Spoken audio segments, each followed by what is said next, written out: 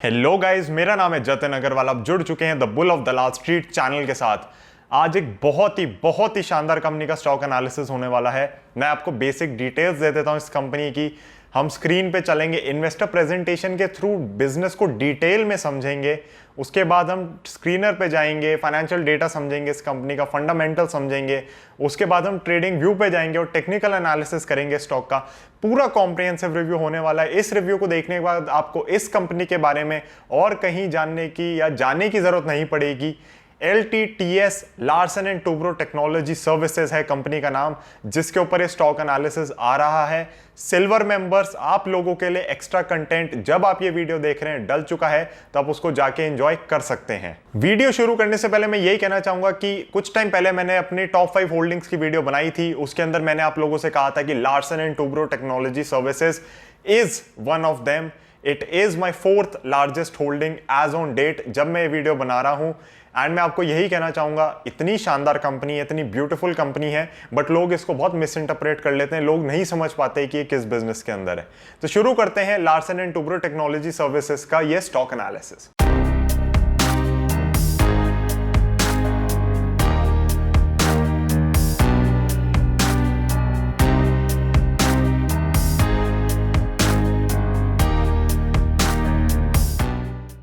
LTTS company की शुरुआत कहीं ना कहीं 2009 में हुई थी, बट 2012-13 के अराउंड जब L&T ने ग्रुप रीस्ट्रक्चरिंग वगैरह करी, उन्होंने अलग अलग सब्सिडरीज अपने अंदर से निकाली और इंडिविजुअली उन कंपनीज को देखना शुरू किया। तो एक तरीके से आप कह सकते हैं कि LTTS की शुरुआत हुई थी ढंग से। LTTS एक टेक्नोलॉजी ड्रिवन इंजीनियरिंग बिजनेस है, ये IT कंपनी नहीं है। सबसे पहली चीज आपको नोट करने की जो है, this is not an information technology company. LTI Larsen and Toubro infotech, जिसका स्टॉक एनालिसिस में बहुत पहले बना चुका हूं इसी चैनल पे, वो IT कंपनी है। This is your engineering division which is technologically driven and it comes under the brand of Larsen and Toubro. इस कंपनी का, इस बिजनेस का फोकस बहुत ज्यादा है टेक साइड पे, इंजीनियरिंग साइड पे, और कहीं ना कहीं हम इनके इनोवेटिव प्रोडक्ट्स के अंदर ये चीजें देख सकते हैं। इन्होंने world's first autonomous welding robot बनाया था। इन्होंने सोलर कनेक्टिविटी ड्रोन्स भी बनाए हैं। ये कई सारी ऐसी टेक्नोलॉजी पे काम कर रहे हैं, जैसे कि सेमीकंडक्टर्स की डिजाइनिंग हो गई, या आपकी जो स्मार्ट कार्स होती हैं वो एक दूसरे से कम्युनिकेट कर पाए। तो ये बहुत सारी ऐसी जगहों पे काम करते हैं जहां से टेक्नोलॉजी आपके जो इंजीनियर्ड प्रोडक्ट्स हैं, गुड्स हैं, इवन जो सर्विसेज हैं, उनको इंप्रूव कर सके और एफिशिएंट बना सके। और वो कहीं ना कहीं इंटरनेट ऑफ थिंग्स वगैरह की मदद से, IoT की मदद से आपस में कम्युनिकेट करना सीख जाए। कहीं ना कहीं एक कनेक्टेड टेक्नोलॉजी ड्रिवन इकोसिस्टम बन जाए। अब इस कंपनी के अंदर रिसेंटली एक मैनेजमेंट चेंज हुआ है, तो वो मैं आपको बताना चाहूंगा। डॉक्टर केशव पांडे इस कंपनी को काफी टाइम से लीड कर रहे थे, he was the CEO, but अब उनकी जगह है अमित चड्डा। जो मुझे बेस्ट चीज लगी LTTS के बारे में वो यही लगी कि इंटरनली ही किसी जने को आगे प्रमोट किया गया है। और ये चीज हमने देखी है जब हम मिस्टर सौरभ मुखर्जी की बात सुन रहे थे मार्सेलस के रिगार्डिंग, जब वो कह रहे थे कि जब हम कंपनी सेलेक्ट करते हैं तो मैनेजमेंट का देखते हैं कि वो एक्सटर्नली तो जबरदस्ती उन्हें हायर नहीं करना पड़ रहा, internally are they able to promote someone so that he knows और शी नोज कि कंपनी का इथॉस कैसा है, वर्क एनवायरनमेंट कैसा है, कंपनी के गोल्स क्या हैं। तो एक एडजस्टमेंट पीरियड आपका हट जाता है और आप कहीं ना कहीं कंपनी के अंदर ही काम कर रहे हैं, तो फिर आप बेटर एडजस्ट कर पाते हैं, कंपनी में बेटर परफॉर्मेंस दे पाते हैं। तो LTTS के अंदर ये होता हुआ भी हमें दिख रहा है, तो मैनेजमेंट साइड से भी एक पॉजिटिव साइन है। वैसे मैनेजमेंट और बोर्ड बहुत स्टेबल है। लार्सन एंड टूब्रो की होल्डिंग है।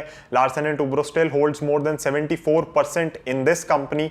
एंड मेरे को कोई भी दिक्कत नहीं लगती, मैनेजमेंट की साइड की हो गई या अकाउंटिंग साइड पे हो गई, या एक जो रेड फ्लैग्स हमें दिख रहे होते हैं वो हो गए। मेन काम यही आता है कि बिजनेस कैसा आएगा, ग्रोथ कैसी आएगी, किन किन वर्टिकल्स में काम कर रहे हैं, किस तरीके से मार्केट कैप्चर कर सकते हैं, हमें वही सब समझना है। बाकी कंपनी आपकी नीट एंड क्लीन है। LTTS का बिजनेस मेनली 5 वर्टिकल्स में डिवाइड किया जा सकता है। LTTS जिन 5 मेन बिजनेस वर्टिकल से अपना सारा बिजनेस डिराइव कर रहा है वो है telecom and high tech, plant engineering, medical, transportation और इंडस्ट्रियल प्रोडक्ट्स। अब हम समझ लेते हैं इनका रेवेन्यू ब्रेकअप कैसा है। इन्वेस्टर प्रेजेंटेशन पे चल के डिटेल में तो समझेंगे सब चीजें, बट एक बार आपको ओवरव्यू मिल जाएगा कि किस किस सेक्टर के अंदर या किस हिसाब से इन्होंने अपना बिजनेस डिवाइड किया हुआ है, ताकि हम लोग बेटर समझ पाए कि कंपनी किन किन वर्टिकल्स को टारगेट कर रही है और किन किन वर्टिकल्स में काम कर रही है। तो रेवेन्यू के नंबर में यहाँ पे रीड करना चाहूंगा ताकि मैं गलत ना पढ़ दूं, बिल्कुल भी आपको गलत इंफॉर्मेशन ना दे दूं। 31% आता है ट्रांसपोर्टेशन से, 19% आता है इंडस्ट्रियल प्रोडक्ट से, 22% आता है टेलीकॉम एंड हाईटेक से, 16% आता है प्लांट इंजीनियरिंग से एंड 12% आता है मेडिकल डिवाइसेस से। मेडिकल वाली फील्ड के अंदर हम देख रहे हैं कि ग्रोथ बहुत अच्छी आ रही है, खाली इनकी नहीं, टाटा एल्क्सी जैसी कंपनीज की भी ग्रोथ बहुत अच्छी आ रही है। हमने देखा मदरसन भी मेडिकल डिवाइसेस के अंदर घुसना चाह रहा है, जो कि एक ऑटो एंसिलरी कंपनी है। तो कहीं ना कहीं ये सेक्टर ग्रो कर रहा है और इसकी ग्रोथ का नतीजा हमें खैर जब हम इन्वेस्टर प्रेजेंटेशन वगैरह देखेंगे तो हमें समझ आने लगेगा। एक जो बेस्ट चीज हुई इस कंपनी के साथ, सिक्वेंशियली इसने ग्रो किया है क्वार्टर ऑन क्वार्टर, जब Q4 के नंबर्स इन्होंने अभी कुछ टाइम पहले डिक्लेयर करे, जो कि एक बहुत ही पॉजिटिव साइन रहा है। बिकॉज मैं आपको आगे चल के बताऊंगा कि कैसे ग्लोबल ग्रोथ, ग्लोबल इकोनॉमी की ग्रोथ इस कंपनी को बहुत ज्यादा इंपैक्ट करती है।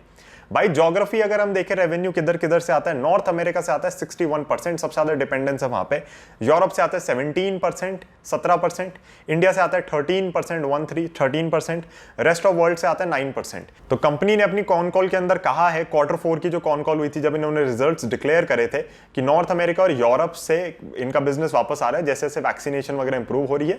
एंड इनको उम्मीद है कि इंडिया और जापान से भी वापस चीजें ठीक होने लग जाएंगी, क्योंकि यहाँ पे हमने देखा कि स्प्रेड थोड़ा बढ़ गया। तो गाइज हम सबसे पहले अब देख लेते हैं LTTS की जो इन्वेस्टर प्रेजेंटेशन है Q4 की, उसको फिर हम एक बार रिजल्ट्स यहाँ पे भी देख लेंगे जो इनकी फाइलिंग हुई है अभी रिसेंटली, क्योंकि ईयर एंड हो गया था। उसके बाद हम चलेंगे Screener.in के ऊपर। अगर आप फंडामेंटल्स के लिए Screener.in को यूज़ नहीं करते तो आपको बिल्कुल करना चाहिए। फिर हम जाएंगे ट्रेडिंग व्यू के ऊपर। ट्रेडिंग व्यू का अगेन लिंक डिस्क्रिप्शन में, उसको भी देख लेंगे कि टेक्निकल्स पे चार्ट कैसा लग रहा है, क्या करना चाहिए। अल्टीमेटली एक मैंने नया कॉन्सेप्ट इंट्रोड्यूस किया है इनसाइट्स बाय द बुल नाम से, उसको भी देखेंगे और फिर वीडियो को एंड करेंगे। तो I think it's going to be a full comprehensive review. तो थोड़ा पेशेंस दिखाइए, थोड़ा समय डेडिकेट करिए और हम इस इन्वेस्टर प्रेजेंटेशन को ढंग से समझने की कोशिश करते हैं ताकि बिजनेस हमें समझ आ पाए। तो अभी जो आपके स्क्रीन पे आ रहा है वो एट अ ग्लैंस आपको कंपनी कहीं ना कहीं बताना चाह रही है कि वो क्या कर रहे हैं। $737 मिलियन का रेवेन्यू था FY21 के अंदर। Q4 का इन्होंने रेवेन्यू वगैरह बता रखा है। यहाँ पे आप देख सकते हैं कि Q4 FY21 का EBIT मार्जिन 16% के ऊपर था। 16,400 से ज़्यादा एम्प्लॉयज़ हैं, मोस्टली रिपीट बिजनेस आता है, which is very very obvious. अगर आपकी कंपनी इतनी शानदार है तो आना चाहिए। 69 इनोवेशन लैब्स है, तो कहीं ना कहीं मैंने आपसे कहा कि टेक्नोलॉजी ड्रिवन इंजीनियरिंग कंपनी है, चीज़ों को बेटर बनाने का काम है इनका और नई नई चीज़ें बनाते रहते हैं और खुद से भी इनोवेट करते रहते हैं। कुछ कुछ प्रोडक्ट्स इन्होंने ही पहले बनाए हैं, तो इनोवेशन लैब्स इसलिए ज़रूरी हो जाती हैं। इनोवेशन लैब जब आप सेटअप करते हैं तो आपको देखना होता है कि आपकी रिटर्न ऑन इन्वेस्टमेंट कितनी आ रही है। तो आपने एक लैब सेट कर दी पूरी, उस पर खर्चा किया, टेक्नोलॉजी कंप्यूटर्स लगाए, जो जो चीज़ों की रिक्वायरमेंट है सारी प्रोवाइड करी, बट उससे कि आपको रिटर्न्स आने के चांसेस हैं। कितने लोग हैं जो उन लैब्स को विजिट भी कर पाएंगे और ढंग से देख पाएंगे कि आपका प्रोडक्ट क्या है, या कितने लोग हैं जो एक्चुअली उस इनोवेशन लैब के बनने की वजह से, क्योंकि कहीं ना कहीं इंपैक्ट भी पड़ता है ना अगर आप चीज़ें डिस्प्ले में कर पा रहे हो ढंग से कि देखो हम इस तरीके से बनाते हैं, ऐसे करते हैं, वैसे करते हैं, तो क्या उससे एक पॉजिटिव इंपैक्ट आएगा। तो ये सारी चीज़ें देख के ही इनोवेशन लैब्स को खड़ा किया जाता है। रिटर्न ऑन इन्वेस्टमेंट बहुत ज़्यादा ध्यान से देखी जाती है। 650 पेटेंट्स हैं, ग्लोबल क्लाइंट्स इनके पास हैं, कोई दिक्कत नहीं है। सेल्स ऑफिसेस बहुत हैं। हम देख सकते हैं कि इसके जो 5 मेन डिविजन्स हैं जिनकी हम पहले ही बात कर चुके हैं, वो हम एक बार नीचे चल के और ढंग से देख लेंगे। बट कहीं ना कहीं आप जब इस कंपनी को समझते जा रहे हो तो आपको एक चीज़ समझ आती जा रही है कि बहुत ज़्यादा हैवी इंजीनियरिंग साइड का काम है, उसके अंदर टेक्नोलॉजी प्रोवाइड कर रहे हैं, उन प्रोसेसेस को इंप्रूव कर रहे हैं। बट आपको मेरे ख्याल से ये इन्वेस्टर प्रेजेंटेशन देखते देखते और मेरी बातें सुनते सुनते ही क्लियर हो रहा होगा कि this is not an IT company. तो ये मिथ मेरे को तोड़ना बहुत ज़्यादा ज़रूरी है, क्योंकि IT कंपनी वाले मार्जिन आपको इसके अंदर देखने को नहीं मिलेंगे। IT कंपनीज वाली ग्रोथ भी आपको देखने को नहीं मिलेगी। बट जब इकोनॉमी के अंदर ग्रोथ आएगी तो IT कंपनी से फास्ट ग्रो करेगी ये कंपनी। तो हम एक बार थोड़ा नीचे चलते हैं। बिजनेस में आपको दिखाना चाह रहा हूँ कि किस हिसाब से है, तो हम थोड़ा और स्किप करते हुए चलते हैं। यहाँ पे हम इनके देख पा रहे हैं अगेन जो आपके 5 बिजनेस वर्टिकल्स हैं, उनका ब्रेकअप वगैरह देखेंगे हम नीचे जाके कि किस हिसाब से होता है। मेरे को ये बहुत स्लाइड इनकी इंटरेस्टिंग लगी, इस पर मैं थोड़ा रुक के आपको समझाना चाहूँगा कि क्या है ये इन्होंने। अब देखो लोगों की ना मिस्टेक भी खुद से होती है। इनफैक्ट ऑल्ट्रॉन की बात हमने सिल्वर मेंबर्स के साथ करी है, तो अगर आप चाहते हैं तो हम वहाँ जा सकते हैं। होता क्या है कि LTTS खुद TCS, HCL, विप्रो ऐसी कंपनीज लिस्ट कर रही है, साइंट वगैरह लिस्ट कर रही है, तो कहीं ना कहीं लोगों को लगने लगता है अरे यार ये तो IT कंपनी जैसी है, बट ऐसा नहीं है। Yes, you can go through all the sticks that they have done कि कौन लीडर है, कौन दूसरी पोजीशंस में है, कौन बिजनेसेस को नहीं कर रहा। तो इनफैक्ट LTTS और TCS मिला के मैं कहूँगा एक बहुत अच्छा कॉम्बिनेशन बनाता है सबके पोर्टफोलियो के अंदर। You cover a plethora of services, और ये कंपनीज दोनों अपने सेगमेंट के अंदर बहुत ही हाई रैंकिंग है, कोई दिक्कत की बात नहीं होती। तो इन्होंने कुछ कंपनीज को लिया है जिनसे कंपेयर कर रहे हैं। मेरे हिसाब से कंपैरिजन यहाँ पे करने का कोई ऐसा लॉजिक सा नहीं है, बट आप देख सकते हैं कि किस हिसाब से LTTS is very very competitive even in those field जहाँ पे आपकी IT कंपनीज डोमिनेट करती आ रही हैं पहले से। तो एक ये रीज़न हो सकता है कि इन्होंने यहाँ पे शो किया हो, but LTTS inherently is a different business, it's not the same business. इसका जो कोर है बिजनेस का, जो इसके फंडामेंटल्स है बिजनेस के, वो अलग है। तो हम नीचे चलते हैं, ये चीज़ समझने में ज़रूरी है। तो हमने बात करी इनके 5 बिजनेस वर्टिकल्स की। मेडिकल के अंदर आप देख रहे हो real time remote monitoring, 3D printing, AI इन मेडिकल इमेजिंग, तो आर्टिफिशियल इंटेलिजेंस उसके अंदर। टेलीकॉम हाईटेक के अंदर आप देख सकते हो कि कैसे कैसे ये सोल्यूशंस वगैरह प्रोवाइड कर रहे हैं, किधर किधर काम कर रहे हैं। 5G and internet of things, chipset module, ऐसे जो इन्होंने खुद से बनाए हुए हैं ये चीज़ें। Smart homes and gateways, next gen media streaming, embedded AI in chips, OTT solutions, app frameworks. Plant engineering के अंदर अगर हम बात करते हैं तो आप देख सकते हो कि कैसे plant control mobility solutions, digital factory. तो कहीं ना कहीं जो प्लांट होते हैं ना आपके, plant energy management solutions for example, मैं आपसे बार बार यही कह रहा हूँ, एफिशिएंट बनाती है चीज़ों को ये कंपनी। प्लांट आपका है वहाँ पे, उसका डिज़ाइन इंप्रूव कर देगी, उसकी टेक्नोलॉजी इंप्रूव कर देगी, उसको कहीं ना कहीं कनेक्टेड बना देगी ताकि आपकी कॉस्ट बचे। अब जैसे कह रहे हैं प्लांट एनर्जी मैनेजमेंट सॉल्यूशंस, तो कुछ ना कुछ डिवाइसेज ये लोग ऐसे लगा सकते हैं, कुछ ना कुछ सॉफ्टवेयर ऐसा बिल्ड कर सकते हैं कि जहाँ पे एनर्जी की रिक्वायरमेंट कम है वहाँ पे एनर्जी या तो शट डाउन हो जाए, कुछ टाइम के लिए उसकी जो खपत है वो कम हो जाए, तो कहीं ना कहीं आपका बिल कम आएगा। और एनर्जी रिक्वायरमेंट बहुत बड़ा एक फैक्टर होता है, एनर्जी कंजम्पशन एक बहुत बड़ा एक्सपेंस होता है किसी भी फैक्ट्री के लिए, प्लांट के लिए। तो अगर आप ये सब चीज़ें कर पा रहे हो तो एक बहुत ही पॉजिटिव साइन हो जाता है। Integrated manufacturing and supply chain, again सब चीज़ें इंटीग्रेट होती जा रही हैं, किसी ना किसी तरीके से सब चीज़ों को इंटरनेट पे लाने की कोशिश करी जा रही है, डिवाइसेस को आपस में कनेक्टेड बनाया जा रहा है। इनफैक्ट अगर आप सैमसंग वगैरह के एड्स देखोगे तो आप समझ सकते हो कि कैसे उनके फ्रिजेस, वॉशिंग मशीन सब फ़ोन से कनेक्ट होने लग गए हैं। तो सैमसंग अपने स्मार्ट ऐप्स वगैरह निकाल रहा है, बिक्स भी निकाल रहा है, तो उस पर वर्क कर रहा है। तो ये सारी चीज़ें कहीं ना कहीं बहुत ही पॉजिटिव हो जाती हैं। ट्रांसपोर्टेशन के अंदर अगर हम यहाँ पे बात करें तो डिजिटल कॉकपिट हो गया, एडिटिव मैन्युफैक्चरिंग हो गया, ऑटोनॉमस कार मिडलवेयर हो गया, एक्टिव सेफ्टी हो गया, इलेक्ट्रिक व्हीकल्स में काम कर रहा है, हाइब्रिड में काम कर रहा है, V2X हो गया। तो कहीं ना कहीं आप देख सकते हो जो भी चीज़ आपको सुनने में आ रही है ना इन दिनों, LTTS वहाँ पे घुसा हुआ है और काम करने में लगा हुआ है। इंडस्ट्रियल प्रोडक्ट्स की और बात कर लेते हैं नीचे चलने से पहले। Building management, digital twin, energy storage management, industrial internet of things, condition based monitoring. तो अगेन एफिशिएंट बनाना है चीज़ों को, मॉनिटर ढंग से करना है, हमें पता चलना चाहिए कि कहाँ पे एक्चुअली एनर्जी की रिक्वायरमेंट है, कहाँ पे नहीं है, हमें पता होना चाहिए कि कहाँ पे हमें खर्चा करना चाहिए, कहाँ पे नहीं करना चाहिए। तो उन चीज़ों पे लगातार LTTS वर्क करती आ रही है। Digital and leading edge tech is 52% of LTTS revenue.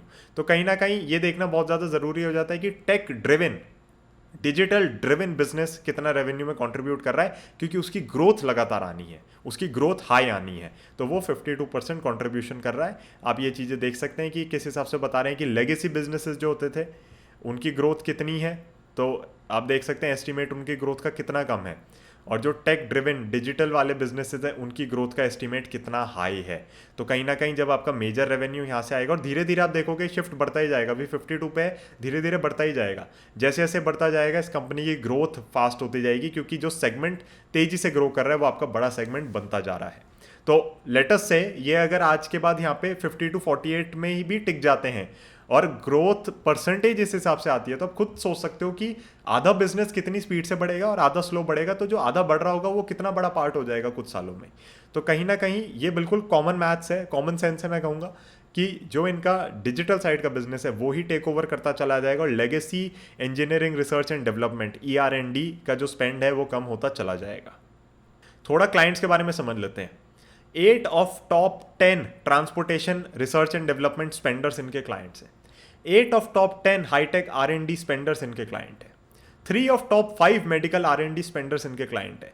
7 of top 10 industrial and process R&D spender इनके क्लाइंट है। तो अब आप सोच रहे हो कि जतिन ये तो सब अच्छा बता रहे हो तुम, बट क्लाइंट्स हैं कौन एक्चुअली? तो सबसे बड़ी दिक्कत जब आप IT कंपनीज पढ़ते हैं या इस टाइप की कंपनीज पढ़ते हैं जो बहुत टेक्नोलॉजिकली ड्रिवन होती हैं, until and unless there is a big announcement जो ये अपफ्रंट करना चाहते हैं, ये डील डिस्क्लोज ऐसे नहीं करते।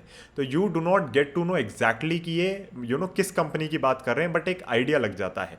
तो जो भी companies high on research and development हैं अपने फील्ड के अंदर, आप ये देख सकते हैं कि वो LTTS के साथ कहीं ना कहीं जुड़ी हुई हैं, because again LTTS is making their products their services better, more efficient. वो कुछ ना कुछ अपनी चीज़ें इनकॉर्पोरेट करते हैं, चाहे डिज़ाइनिंग से हो, चाहे डिजिटल साइड पे हो, चाहे इंटरनेट ऑफ थिंग्स की साइड पे हो, ताकि वो कंपनीज जो प्रोडक्ट्स बना रही हैं वो बेटर हो सके। मेरे को एक सबसे इंटरेस्टिंग चीज़ क्या लगा कि 6+ ईयर्स है इनका average customer relationship for the top 30 clients. तो एक बहुत ही बड़ा पॉजिटिव साइन हो जाता है।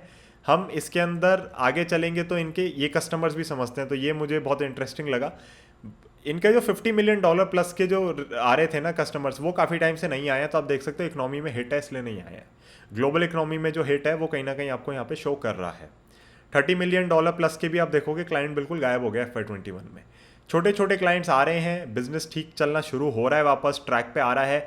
इनफैक्ट LTTS का मैं एक और चीज़ आपको बताऊंगा कि जब पहली बार बिजनेस ने हिट लेना स्टार्ट किया था, उस समय कहीं ना कहीं इनका जो रिसीवेबल्स था डे का वो भी ऊपर चला गया था। मतलब लोग इनको कैश ही नहीं पे कर पा रहे थे, पेमेंट ही नहीं कर पा रहे थे। तो वो सारी चीज़ें इन्होंने लेकिन अगले 1-2 क्वार्टर के अंदर ही ठीक कर ली थी। तो वो एक बहुत ही बड़ा पॉजिटिव साइन है कि कस्टमर्स उस हिसाब से लूज़ नहीं करे।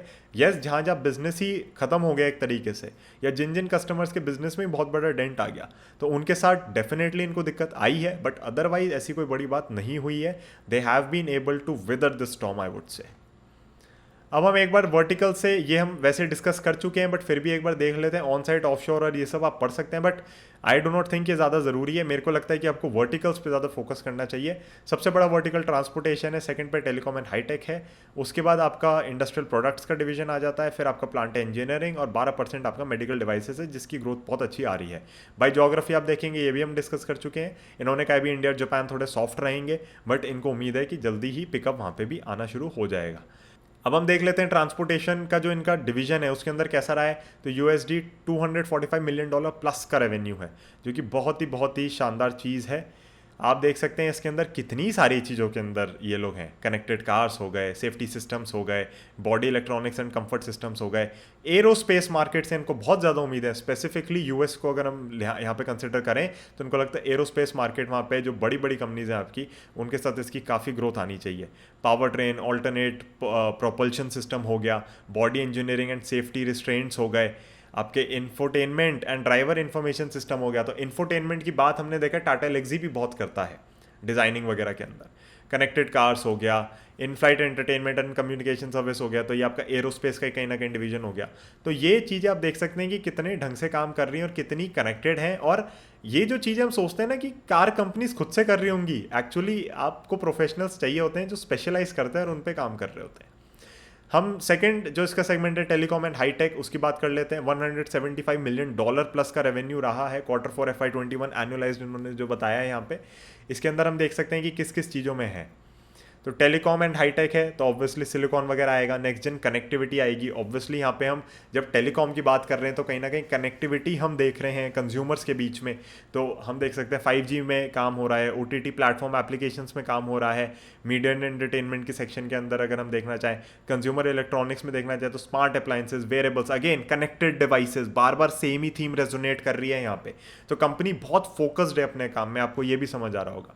इंडस्ट्रियल प्रोडक्ट्स की बात करें तो $145 मिलियन प्लस का रेवेन्यू, उसके अंदर हम देख सकते हैं कि किस तरीके से इमेजिनियरिंग करते हैं, इंजीनियरिंग करते हैं, एंसिलरी सर्विसेज हो गई। तो पहले आप उसको ऑब्वियसली विजन में डालते हो अपने की क्या चीज़ होगी, किस तरीके से होगा, उसको किस तरीके से बनाना है, उसके बाद आप उसके ऊपर वर्क करते हो बनाने का, और फिर आप फाइनली जो आफ्टर मार्केट सर्विसेज मैं कहना चाहूँगा, या फिर आपने प्रोडक्ट डिलीवर कर दिया, फिर आप एक सर्विस प्रोवाइड करते हो ना मेंटेनेंस वगैरह की, वो सारी चीज़ें भी ये लोग करते हैं। तभी आप देखोगे end to end solution provider LTTS बन पाती है अपने फील्ड के अंदर। नेक्स्ट हम चलते हैं नीचे, प्लांट इंजीनियरिंग को देखते हुए USD $120 मिलियन प्लस का रेवेन्यू। इसके अंदर अगेन आपको दिख रहा है इंडस्ट्री 4.0। तो ये सारी टर्म्स अगर आप थोड़ी भी रिपोर्ट्स वगैरह पढ़ते हैं टेक साइड की, आप IT कंपनीज की रिपोर्ट पढ़ते हैं, तो आप समझ पाएंगे इंडस्ट्री 4.0 में बहुत ज़्यादा क्लाउड और मोबिलिटी, एनालिटिक्स, AI इन सब की बात होती है, और वही यहाँ पे भी इन्होंने करी है। ऑपरेशंस एंड बिजनेस मैनेजमेंट के अंदर अगर हम देखें तो ERP सॉल्यूशंस हो गए, EM सॉल्यूशंस हो गए, एप्लीकेशंस हो गए, अलग अलग चीज़ें बता रहे हैं कि किस तरीके से हम बनाते हैं उनको, टेस्टिंग सर्विसेज हो गई, इंटीग्रेशन सर्विसेज हो गई, इंफ्रास्ट्रक्चर की अगर हम बात करें तो होस्टिंग एंड क्लाउड सर्विसेज हो गए, उसके अंदर एंड यूज़र कंप्यूटिंग हो गई, अगेन कनेक्टिविटी, हर जगह आप देखोगे कनेक्टिविटी। इंजीनियरिंग एक्सपर्टीज़ के अंदर अगर हम देखें product life cycle management, again efficiency बढ़ाई है। Mechanical design expertise, again efficiency बढ़ाई है। Electrical design expertise, same thing. Embedded system engineering, plant designing, control and automation, industrial and device security. तो बहुत सारी चीज़ें होती हैं ना जिनको हम ब्लेटेंटली इग्नोर कर देते हैं। जैसे मान लो मेरे पास अब एलियन वेयर है, तो उस एलियन वेयर की शेप ऐसी क्यों है, उसकी हीटिंग इतनी ज़्यादा क्यों होती है, इतनी कम क्यों होती है सर्टेन पार्ट्स में, वो कैसे हीट मैनेजमेंट वगैरह कर पाता है। तो इसके लिए आपको ऐसी कंपनीज चाहिए होती हैं छोटी छोटी चीज़ें भी आपकी इंप्रूव करके दें। तो मैं ये नहीं कह रहा कि एलटीटीएस ये काम करते, बट मैं आपको समझा रहा हूँ कि अर्गोनॉमिक्स हो गए किसी चीज़ के, उन सब चीज़ों में भी एलटीटीएस जैसी कंपनीज काम कर रही होती हैं। तो हम देख सकते हैं डेटा एक्विजिशन में है, सेंसर्स बनाते हैं। सेंसर्स तो बनाने ही पड़ेंगे जब आप इतना कनेक्टिविटी के ऊपर जा रहे हैं। तो कई सारी चीज़ें हो जाती हैं जब हम बात करते हैं प्लांट इंजीनियरिंग की, कि इंजीनियरिंग और वो प्लांट्स को और आपकी जो फैक्ट्रीज हो गई उन सबको बेटर कैसे बनाया जा रहा है। मेडिकल डिवाइसेस की बात करें, छोटा डिवीजन है बट फास्ट ग्रोइंग डिवीजन है। $95 मिलियन प्लस का रेवेन्यू है। इसके अंदर हम देख सकते हैं पेशेंट मोबिलिटी के ऊपर कैसे critical care bed, patient handling services, wheel chairs, तो छोटी छोटी चीज़ें हैं उनको इम्प्रूव करना। Endovascular, wound closure, ultrasound system, CT scanners, MRI scanners, patient monitoring, ये सारी आपकी सर्जिकल और डायग्नोस्टिक साइड पे हो गया। फिर हम देख सकते हैं कैसे ये लोग joint replacement, stroma, biologics, dental equipment, काफ़ी चीज़ों में काम करते हैं। लाइफ साइंसेज के अंदर भी काफ़ी काम है, ऑन्कोलॉजी, ड्रग डिलीवरी, इनहेलेबल। तो कहीं ना कहीं इन चीज़ों को बेटर बना रहे हैं, इन चीज़ों को मोर फंक्शनिंग बना रहे हैं, मोर एक्सेसिबल बना रहे हैं लोगों के लिए। इन चीज़ों के अंदर प्रोसेसेस इंप्रूव हो रहे हैं ताकि कॉस्ट रिड्यूस हो सके, मे बी एफिशिएंसी भी बढ़ सके साथ साथ। तो एलटीटीएस का काम है कि बेटर करना चीज़ों को कहीं ना कहीं। तो कनेक्टिविटी अगेन ऑब्वियसली आप जैसे जैसे देख रहे हैं हर चीज़ ब्लॉकचेन्स पे जा रही है, आपका सारा जो डेटाबेस है वो शिफ्ट होता जा रहा है, डिजिटल होता जा रहा है, सब कुछ कनेक्टेड हो गया है। और कहीं ना कहीं बहुत बात चल रही है कि आपको एक सेंट्रल डिजिटल ब्लॉकचेन के ऊपर मेडिकल रिकॉर्ड ऐसे चाहिए कि कोई भी हॉस्पिटल उसको एक्सेस कर सके, तो पेशेंट्स का बहुत टाइम बचा करेगा। तो आप वहाँ पे अपलोड करते रहें और फिर ना एडिट हो सकता है ब्लॉकचेन के अंदर, ना कुछ गड़बड़ हो सकती है। तो ये सारी चीज़ों की बात चल रही है ना। आई एम प्रीटी श्योर जब ये होने लगेगा एलटीटीएस हो सकता है फ्रंट रनर हो इस सब के अंदर। तो ये आपको समझना बहुत ज़्यादा ज़रूरी है कि किस तरीके से एलटीटीएस आपकी लाइफ्स को टच कर रहा है, बिजनेसेस को एनहांस कर रहा है, एनेबल कर रहा है, बेटर बना रहा है, एंड तभी आप इसकी इन्वेस्टमेंट थीसिस समझ पाएंगे। अब ये अपने इन्होंने अलग अलग यहाँ पे प्लेटफॉर्म्स वगैरह बना रखे हैं। अगर आप चाहते हैं तो वीडियो को पॉज करके यहाँ पे देख सकते हैं। परफॉर्मेंस हाईलाइट मैं आपको दिखाना चाहूँगा एक बार। तो हम देख रहे हैं कि ग्रोथ आई है इस बार, सिक्वेंशियली भी ग्रोथ आई है, और FY21 FY20 इन्होंने कंपेयर सा किया हुआ है। तो आप देख सकते हैं कि उस हिसाब से मतलब आपको नहीं लगेगा कि अरे बड़े शानदार नंबर्स हैं, और काफ़ी टाइम से आपको लगेगा फ्लैट ही चल रहे हैं। बट इस कंपनी के साथ ऐसा ही होता है, थोड़ा आपका इंडस्ट्रियल ग्रोथ वगैरह आएगी, इकोनॉमी में ग्रोथ आएगी, तो एकदम फिर ये आपको बेटर रिटर्न्स वगैरह देने लगेगा, रेवेन्यू के फ्रंट पे भी और स्टॉक प्राइस में भी। फाइनेंशियल परफॉर्मेंस वगैरह जब हमें फाइलिंग एक बार देखनी है तो हम वहीं पे देख लेते हैं, बेस्ट रहेगा। मुझे एक ही चीज़ पे मेन टच करना है, वहाँ पे भी आप देख सकते हैं केस स्टडीज़ वगैरह इन्होंने यहाँ बता रखी है। अगेन ये जो इन्वेस्टर प्रेजेंटेशन है मैं अपने टेलीग्राम चैनल पर डाल दूंगा, तो अगर आप उसका पार्ट बनना चाहते हैं नीचे दिए गए लिंक से आप डीमैट अकाउंट खुलवा सकते हैं और आप गूगल फॉर्म भर सकते हैं, तो फिर मैं आपको ऑटोमेटिकली ऐड कर लूँगा। अदरवाइज आप एक 2000 रुपीज़ की वन टाइम फीस पे कर सकते हैं, और जब तक टेलीग्राम चैनल बनेगा तब तक आपके लिए मेंबरशिप एक्टिवेट रहेगी, तो कोई दिक्कत की बात उसके अंदर नहीं है। तो ये प्रेजेंटेशन वगैरह मैं टेलीग्राम चैनल पे भी डाल रहा हूँ, बट अगर आप खुद से एक्सेस करना चाहते हैं तो आप फिर भी कर सकते हैं एलटीटीएस की वेबसाइट पर जाकर, उसमें कोई बात नहीं है। तो ये इन्होंने यहाँ पे अपनी केस स्टडीज़ वगैरह बता रखी हैं, आप इनको गो थ्रू कर सकते हैं, बट हम इनमें और टाइम नहीं स्पेंड करेंगे। Let us go to our filing जो इनकी हुई थी फाइनेंशियल ईयर एंड की। इसमें एक बार देख लेते हैं। सबसे पहली चीज़ जो सबको खलती है वो है गुडविल। काफ़ी लोग इसके बारे में बात करते हैं। जो इन्होंने एक्विजिशंस वगैरह करे हैं अलग अलग कंपनीज़ के, जो आपकी सेमीकंडक्टर्स का बिजनेस हम देखते हैं डिज़ाइनिंग के अंदर जिसके अंदर ये हैं, तो उस टाइप के बिजनेसेस में जब इन्होंने एक्विजिशंस वगैरह करे तो कहीं ना कहीं इनको गुडविल पे करनी पड़ी है। एंड मेरे को कोई ऐसी नेगेटिव चीज़ नहीं लगती। इनफैक्ट मैंने काफ़ी पहले जब मैं बहुत ज़्यादा वैल्यूएशंस वगैरह पे वर्क करता था इन डेप्थ जाके, धीरे धीरे तो हमें समझ आने लगा अर्निंग्स ग्रोथ आ रही है तो उस पर फोकस ज़्यादा करना ज़रूरी है, और वो मेरा स्टाइल है इन्वेस्टिंग का। बट जब मैं वैल्यूएशंस वगैरह ड्राइव करता था तो मैंने गुडविल राइट ऑफ करके देखी थी उस समय। तो that was I think 2 years back जब मैंने इसके अंदर इन्वेस्टिंग ढंग से स्टार्ट करी थी। एंड मैं आपको वही कहना चाहूँगा कि फिर भी स्टॉक ऐसा नहीं था कि एक्सट्रीमली महंगा हो। येस, गुडविल बहुत बड़े अमाउंट की है, बट गुडविल इन कंपनीज़ के अंदर बिल्टअप हो जाती है। आपकी IT कंपनीज़ के अंदर, टेक्नोलॉजी कंपनीज़ के अंदर गुडविल आपको मिलेगी एक्विजिशंस के वजह से, जो इनको एक्विजिशंस में एक्स्ट्रा प्रीमियम पे करना पड़ता है। तो that is of none of my concern I would say. अगर आप लोगों को लगता है तो आप देख सकते हैं थोड़ा, बट मेरे को कोई ऐसी दिक्कत की बात नहीं लगती। रेवेन्यू फ्रॉम ऑपरेशंस हम देखेंगे तो बहुत ही फ्लैटिश रहे हैं, और वो हमें समझ भी आता है कि क्यों फ्लैटिश है। टोटल इनकम वगैरह आप देखो तो वैसे ही मतलब कुछ ग्रोथ सी नहीं है, आपको लगेगा कि पता नहीं क्या नंबर सी डिक्लेयर हो रहे हैं यहाँ से। एंड ये कंसोलिडेटेड है, आपकी स्टेटमेंट कंसोलिडेटेड ही देखनी चाहिए ताकि सब्सिडरीज वगैरह सब काउंट हो जाए। तो मैं आपको ये कहना चाहूँगा सेगमेंट वाइज रेवेन्यू उन्होंने बता रखा है, एक इन जनरल आइडिया हमने इन्वेस्टर प्रेजेंटेशन से ले लिया था, हमें ये भी पता है कि कौन सा सेगमेंट बड़ा है कौन सा छोटा है। तो ये सारी चीज़ें आप पॉज करके यहाँ पे देख सकते हैं। अगेन आप चाहेंगे तो ये भी टेलीग्राम चैनल पे मैं पोस्ट कर दूंगा, और इनफैक्ट मैं कर ही दूंगा, उसमें कोई बात ही नहीं है। तो मेरे को कोई भी दिक्कत नहीं लग रही। हम एक बार स्क्रीन पे चलते हैं, इसको फंडामेंटल्स यहाँ पे कंप्लीट कर लेते हैं। गुडविल का एक पॉइंट था वो मैंने ले लिया, बिकॉज वो मैंने कई बार सुना है लोगों को बात करते हुए, बट आपको बिजनेस समझना चाहिए। अगर बिजनेस में गुडविल की जरूरत है तो वो मिलेगी आपको बैलेंस शीट में। मार्केट कैप 30,000 करोड़ की है, जो कि मुझे लगता है कि बहुत बड़ा रनवे है। 30,000 करोड़ की कंपनी मैं कहूँगा एक मिड कैप कंपनी हो जाती है, it's not even a large cap और अ मेगा कैप कंपनी। तो मुझे लगता है यहाँ से क्या ये 10x ग्रो कर सकता है 10 से 15 साल में? बिल्कुल कर सकता है, बिल्कुल कर सकता है। करंट प्राइस आप देख सकते हैं, आई थिंक ये कल का प्राइस दिखा रहा होगा, तो ठीक है, मतलब ठीक चल रहा है। टेक्निकल्स पे देख लेंगे उस चीज़ों को, यहाँ पे प्राइस वाइज पे बात नहीं करते ज़्यादा। पीई रेशियो 44 का मेरे को महंगा नहीं लग रहा, मेरे को नॉर्मल लग रहा है। मतलब आई ऑनेस्टली फील जैसे जैसे आपकी कॉस्ट ऑफ कैपिटल कम होती जा रही है, PE ratios are going to get elevated, and this I think is a very very normal PE ratio. इसमें मेरे को नहीं लगता कि बहुत एक्सट्रीमली महंगा है, जैसे आपको कुछ कंपनीज में 100 के ऊपर दिख रहा है। Return on capital employed 28%, return on equity 21%। Again these numbers should be higher. Return on equity हम देखते हैं हमेशा 20 के ऊपर हो, बहुत अच्छे से सस्टेन हो रही है इतने खराब एनवायरमेंट में। रिटर्न ऑन कैपिटल एम्प्लॉयड हम कहीं ना कहीं कॉस्ट ऑफ कैपिटल से उसको निकालते हैं, तो उसके बेसिस पे मैं कहूँगा 15% के ऊपर होनी चाहिए, एक सेफर साइड हो जाती है हमारी। बहुत अच्छा चल रहा है। Debt to equity negligible, again कोई दिक्कत नहीं है। इंटरेस्ट कवरेज रेशियो ठीक है। डेट सिर्फ 480 करोड़ का है। सेल्स हम देख रहे हैं 5,500 करोड़ की हैं। सेल्स ग्रोथ नहीं है, ये हमें समझ आ रहा है। प्रॉफिट ग्रोथ नहीं है, ये हमें समझ आ रहा है ईयर ऑन ईयर बेसिस पे, but quarter on quarter basis पे कंपनी ने सीक्वेंशियली ग्रोथ दिखाई है। हम एक बार चलते हैं नीचे, इसको देख लेते हैं थोड़ा। ये कंपैरिजन आप स्किप कर सकते हैं, सिर्फ टाटा एल्क्सी से करना चाहें तो करें, बाकी कंपनी से स्किप कर दें। शायद एक दो बिजनेसेस और हैं जो कहीं ना कहीं इससे रिलेटेड हैं, बट आई वुड से the closest is Tata Elxsi, जो अलग ही वैल्यूएशंस पे चल रहा है, बट क्यों ना चले। मतलब आई सी नो रीजन कि टाटा एल्क्सी में भी करेक्शन आनी चाहिए। Operating profit margin is something that we look at very very closely, और इसके बहुत अच्छे से सस्टेन हुए हैं, विच इज एक्सट्रीमली गुड। आप सोचो ये एनवायरमेंट ऐसा था जब चीज़ें ठीक थी, ये एनवायरमेंट ऐसा है चीज़ें खराब है। दिस वॉज द डिप 16%, तो 20% पे आ गया है, तो कोई दिक्कत नहीं लग रही। अर्निंग पर शेयर आप देख रहे हो बड़े टाइम से फ्लैटिश है। क्वार्टर ऑन क्वार्टर अगर हम देखें सारे ये बेसिस ठीक हो जाएगी, इसके अंदर इंप्रूवमेंट आएगी मेरे हिसाब से, बिल्कुल आनी चाहिए। ईपीएस आप ईयर वाइज अगर देखेंगे तो आपको दिखेगा जब भी बड़ा जंप आया ईपीएस के अंदर, स्टॉक प्राइस एकदम से भागा है। जैसे आपका ये 2018 से 19 में जंप था, तो हमें देखा स्टॉक प्राइस भी बड़े अच्छे से चला है। मुझे लग रहा है कि ये अगले 3-4 साल में बहुत अच्छे से रिटर्न्स दे सकती है कंपनी। ये इसको स्किप कर देते हैं। अगेन टेक्निकल्स हम यहाँ पे डिस्कस नहीं कर रहे, स्टॉक प्राइस कैगर वगैरह छोड़ देते हैं। बैलेंस शीट हम गो थ्रू कर चुके हैं। वहाँ पे कैश फ्लो के अंदर आप देखना चाहें पॉज कर सकते हैं, आप करना चाहें तो मैं एक बार इसको कर देता हूँ अगर इन्होंने कुछ और, हाँ इन्होंने डेटा और दे रखा है, बट मेरे को कोई दिक्कत सी नहीं लग रही कहीं पर भी। मतलब इन्वेस्टमेंट्स परचेज वगैरह में आपको ऑब्वियसली ये सब चीज़ें देखो चलती रहती है। मैं फाइनेंशियल इसके गो थ्रू कर चुका हूँ।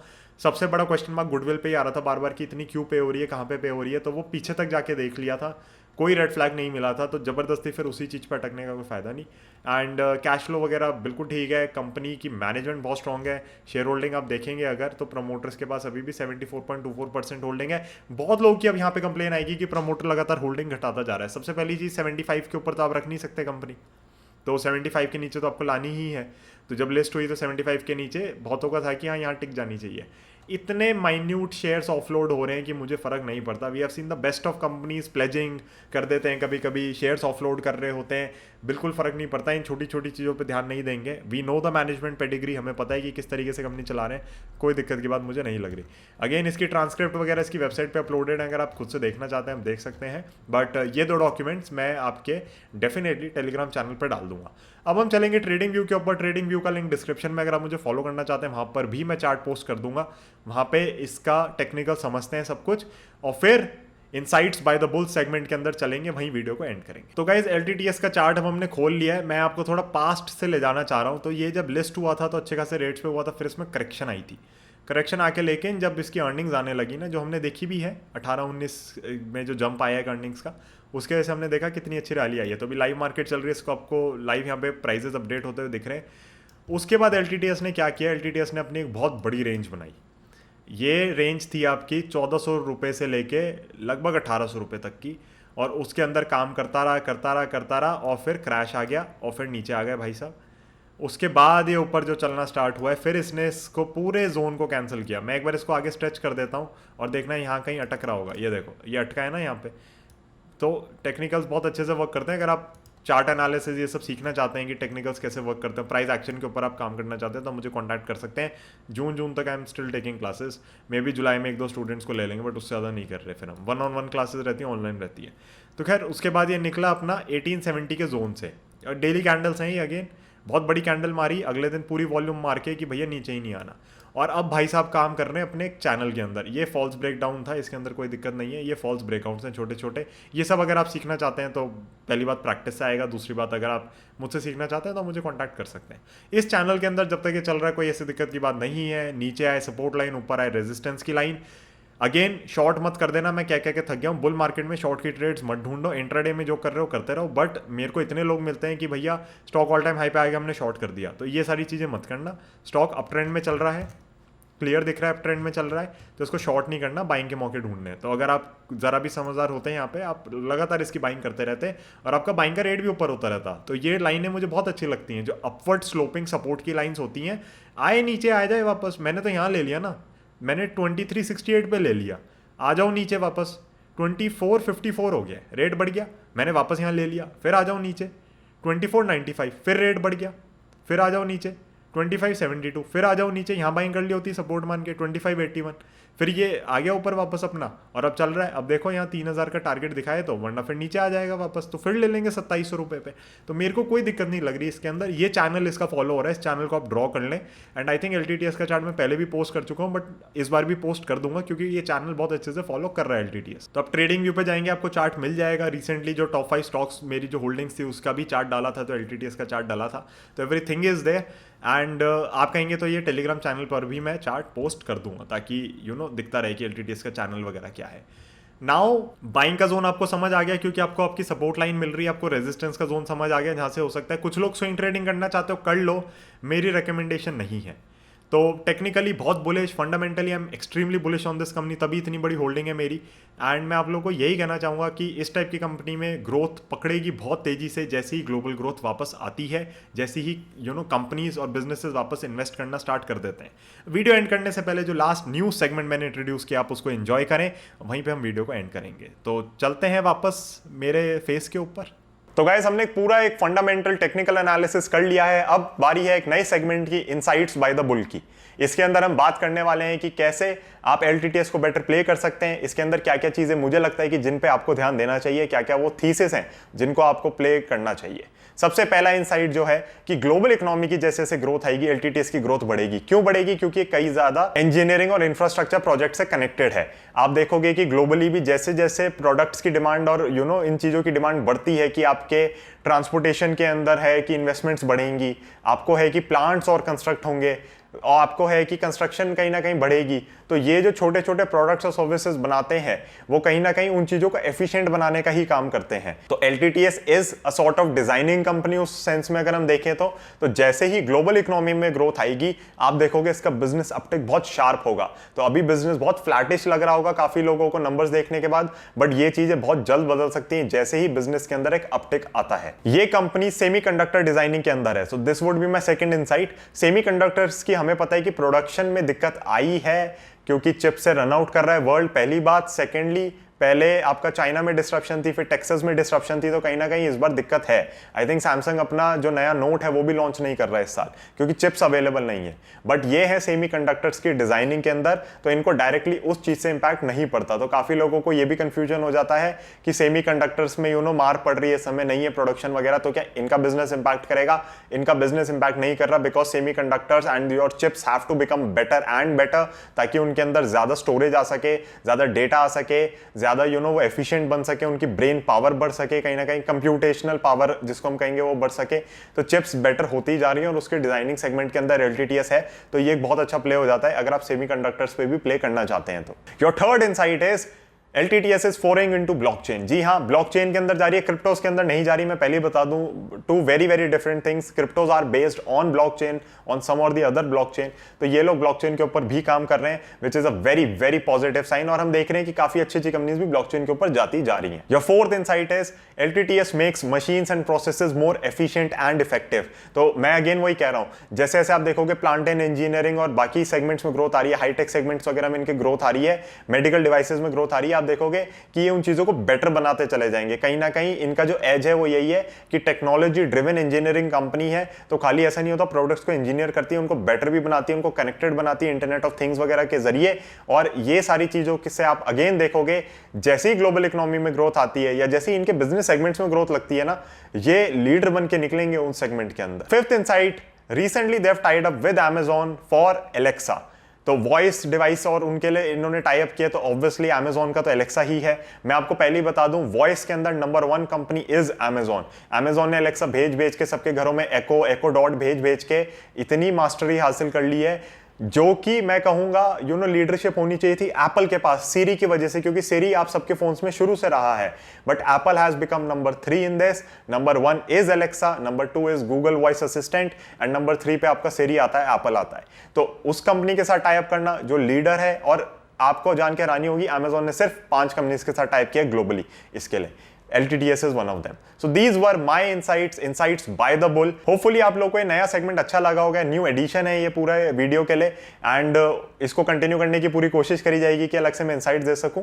Thank you so much for watching this stock analysis video. Hopefully आप लोगों को अच्छा लगा होगा। शेयर कर दीजिए, लाइक कर दीजिए। मैं आप लोगों को एक और चीज कहना चाहूंगा, अगर अब तक आपने सिल्वर मेंबरशिप एक्टिवेट नहीं करी है तो ज्वाइन बटन को दबाइए, सिल्वर मेंबरशिप को एक्टिवेट करिए और अपना एडिशनल स्टॉक एनालिसिस का कंटेंट पाइए। तो जाइए और उस बटन को वहां पे प्रेस करें, ज्वाइन करें, मेंबरशिप लें और आप कंटेंट को और एंजॉय करें। उसके अंदर मैं और भी चीजें और भी इनसाइट्स आपको बताने वाला हूं जो इसके अंदर मैं नहीं डाल पाया because the length of the video was so much, but I think you are going to find that content extremely useful and helpful in your investing journey. Thank you so much for watching this one. I'll see you in the next one. Bye.